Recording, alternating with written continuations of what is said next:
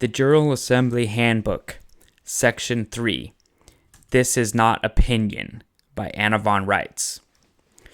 What I am pointing out to you and everyone else is not a topic for argument. It isn't my opinion. It is the way the world's court system has been organized for centuries.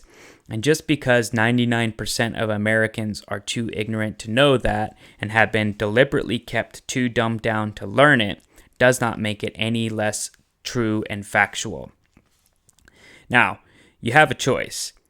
You can be a landsman and reclaim your country and your natural and unalienable rights, and you can enforce the Constitution you are owed, and you can enjoy your freedom, and you can join your Jural Assembly, and you can operate your state, or you can sit on your rump and blow your mouth and spin.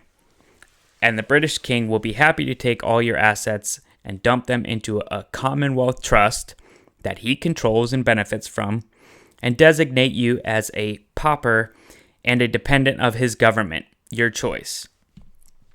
If you want choice A, help establish, staff, and organize a Jural Assembly. If you want choice B, help establish, staff, and organize a Jural Society. Please note that this is not just American corruption. This same situation applies worldwide. The only exceptions are Iran, North Korea, the Holy See, and the handful of Pacific Island kingdoms. And now for another repeat of a vital history lesson for all Americans and all Jural assemblies. Number 1. The United States, unincorporated, was formed on July 1st, 1776, as a result of the unanimous Declaration of Independence. The members of this union were all colonies, and they also operated as the United Colonies of America. This is not to be confused with Benjamin Franklin's private business, also unincorporated, doing business as the United States. Number 2. The United States of America, unincorporated, was formed on September 9th, 1776 by Declaration of the Continental, that's land jurisdiction, Congress. The holding company is a federation of unincorporated, geographically defined states, Ohio, Pennsylvania, Maine, etc. Number 3. The States of America, unincorporated, was formed March 1, 1781, by agreement of the states ratified as the Articles of Confederation. This was a confederacy of states created to conduct commercial business in behalf of the Federation states. The members of this original confederacy went by names like this: the state of Georgia, the state of Virginia, the state of Maine, etc. Number 4. The original confederation adopted and became the recipients of the service contract known as the Constitution for the United States of America. Narrator's note: the U in United is not capitalized, it is lowercase. End narrator's note. In 1787. If you can read and know anything at all about English grammar, you can observe from this that the word united, used here as an adjective to describe states of America, and references their union created under the Articles of Confederation. This confederacy of states is the actual party to the 1787 Constitution. Number 5. In 1860 to 61, the southern states in the original Confederacy left the organization doing business as the States of America, seceded from it, and formed a new and separate confederacy called the Confederate States of America. Number 6. The entire Civil War was thus a commercial mercenary conflict between the northern states of states operating under the States of American Confederacy and the southern states of states operating under the Confederate States of America. Number 7. After the end of hostilities, the British monarch saw his chance to pull a fast one, claim the federal states of states under Reconstruction, and then, very quietly, create an incorporated Scottish commercial corporation, merely calling itself the United States of America Incorporated, and substituting franchises of this corporation formed in Scotland in 1868, we have the paperwork and proof, for the original federal states of states. Thus, the state of Florida, owned and operated by Florida for the benefit of Floridians, was mothballed, and a territorial franchise corporation calling itself by the deceptively similar name, the state of Florida. Narrator's note, the T in the of the state of Florida is lowercase. End narrator's note.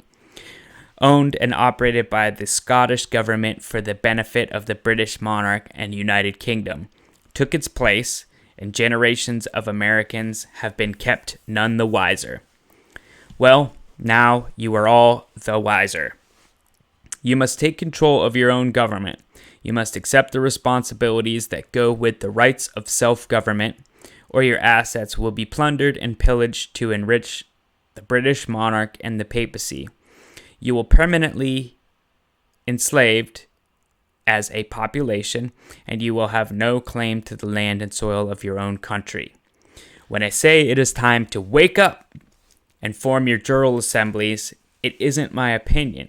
A national trust, like any other property trust, can only endure for 3 generations before being renewed. Otherwise, it is liquidated and there is no longer any interest preserved for the heirs. It has been 3 generations since these con artists began their scheme. My husband and I climbed out from under their rock in 1998. In 2015, we reissued our sovereign letters patent, and this affords you the opportunity to extend your national trust for another 3 generations. If you all get busy and operate your states and form your Jural assemblies and act in the capacity of living heirs as people, not persons. I don't know what I can say or do to make this any clearer for all of you. You are in grave danger of being defrauded out of your entire inheritance, your land and soil, your businesses and homes, your labor, your bodies, and your good name. These criminals have conspired to steal it all right from under your noses, just as Thomas Jefferson said they would, if you were not vigilant. Well, my husband and I and many others have been vigilant, and that is why you all continue to have a reprieve to gain knowledge and not be destroyed. But it is time for you all to take action. It is completely safe and proper, peaceful and unarguable for you to reclaim your good name and remove it to its original domicile on the land and soil of your home state. Do so.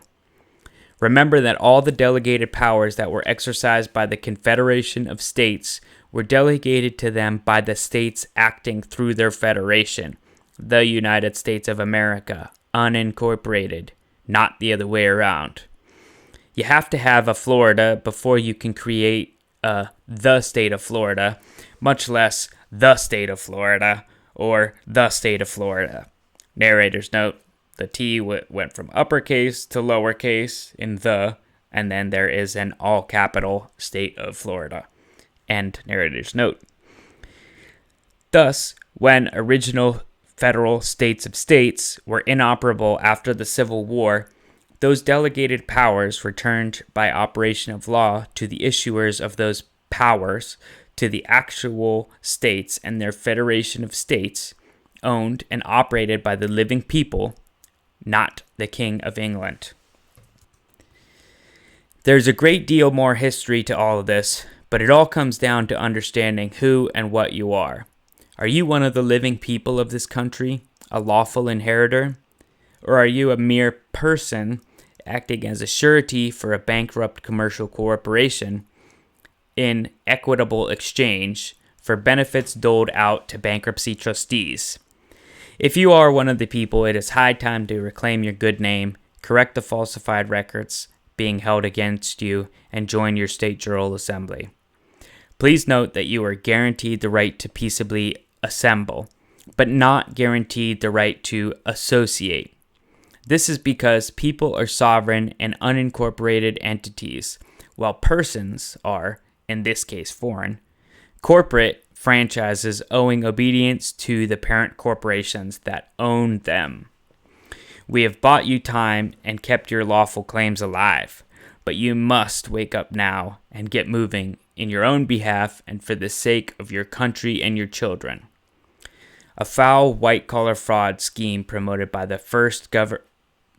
first by the government of Scotland and next by officers of the Roman Catholic Church has very nearly succeeded in stealing your national trust and reducing you all to chattel, backing the debts of bankrupt commercial corporations forever. Get on your feet, understand what has happened and what must be done to answer it, take back your good name and estate by formally reconveying them to the land and soil of your home state. The paperwork to do this is on my website, www.annavonreitz.com, Article 928. Narrator's note, it has now been edited and much more streamlined, and you can find this at theamericanstatesassembly.net. End narrator's note. Some of you have been trying to form Jural societies in the mistaken idea that you could reconstruct the federal states of states by doing so, but the horse has to go in front of the cart, or you will get nowhere and waste a lot of time and energy in the process. Posted Friday, January 18, 2019.